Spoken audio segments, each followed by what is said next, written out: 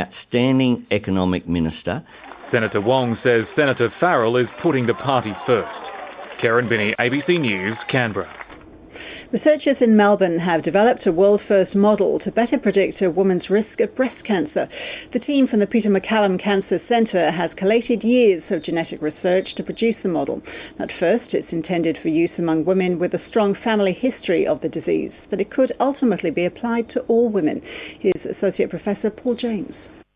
Up until now, we've been looking into the way that breast cancer runs in families, and we've always been focusing on very big genes, the genes that make a large amount of difference. But what we've gone on to show is that it's actually normal variation in a large number of different genes that, when you combine it, predicts a lot of what's going on in families in terms of breast cancer risk. So this model takes common variation in our genes, puts lots of information together, and then helps us to work out what's going on and why some women are at such high risk of breast cancer. Can you apply this model to women who don't have breast cancer in the family? At the moment, the model is not strong enough. We've chosen to start with women who have breast cancer in the family because that's a sure sign that genes are playing an important role. And so at the moment, the model is not strong enough to be able to use it in the population, but we do hope that this approach can be broadened and can be strengthened with new variants and eventually use it to apply in the population to all women. And if a woman finds out that she does have a high risk of breast cancer through putting her details through this model, she then has some decisions to make.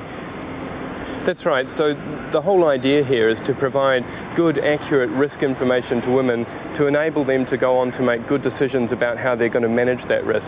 So by making a model that improves our ability to predict that risk, we hope that actually empowers women to make good decisions to help reduce those risks and to manage their breast cancer risk well.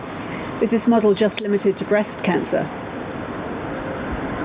Well, at the moment, the variants that we're looking at are specifically for breast cancer. These are breast cancer associations. So these are all ones which are from large studies in which breast cancer was the condition being studied. And interestingly, in our model, it didn't predict anything else. So these were very specific for breast cancer. But the approach itself could be used for a lot of common diseases.